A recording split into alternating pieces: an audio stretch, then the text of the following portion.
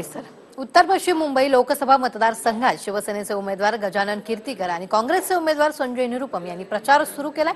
यंदा मनसे निवडणूक लढवत असल्याने इथं त्या पक्षाची मतं कुणाला मिळणार याबाबत उत्सुकता आहे। कीर्तीकर आणि निरुपम यांनी आपापल्या पद्धतीने मनसेच्या वोट बँकवर स्वतःचा दावा सांगितलाय। पाहूयात या रिपोर्टमधून।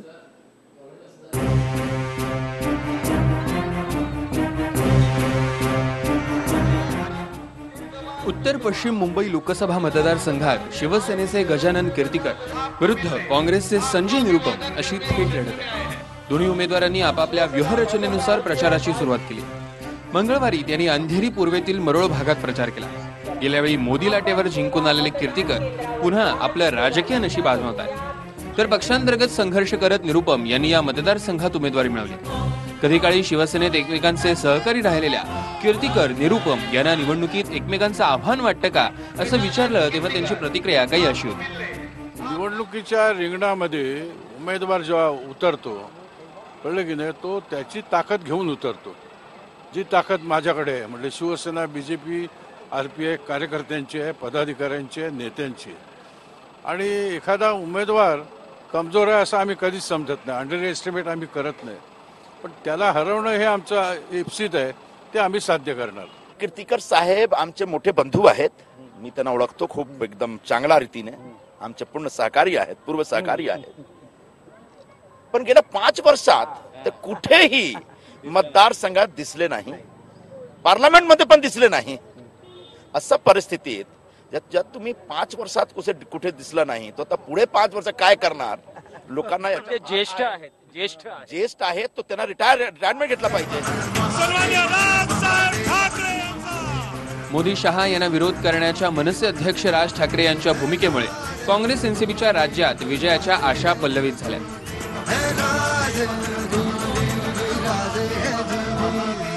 मनसे यंदा निवडणूक लढवत नसल्यानं त्या मतपेढीसाठी महाआघाडीचे उमेदवार प्रयत्नशील आहेत।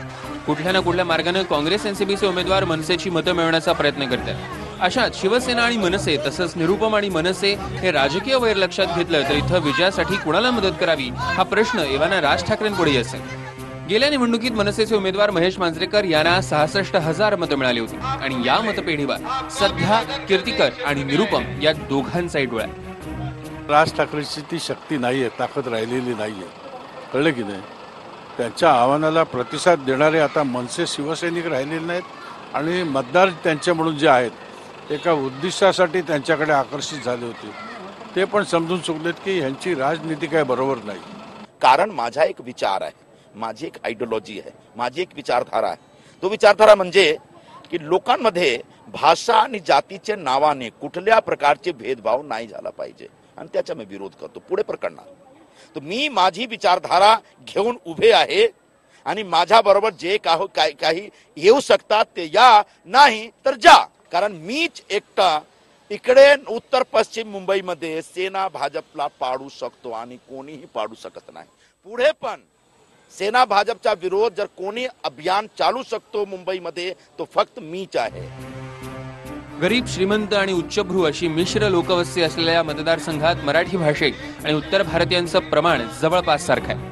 त्यामुळे आपल्या भूमिकांनी या दोन्ही मतपेढ्या दुखावल्या जाणार नाहीत याची काळजी कीर्तीकर आणि निरुपम घेत आहेत। कारण कुठल्याही एका मतपेढीची नाराजी निवडणुकीत उमेदवाराच्या विजयाची समीकरणं बिघडवू शकते याची कल्पना उमेदवारांना आहे। निवडणूक कोणतीही असो, प्रत्येक उमेदवाराला आपल्या विजयासाठी प्रत्येक मत महत्वाचं असतं।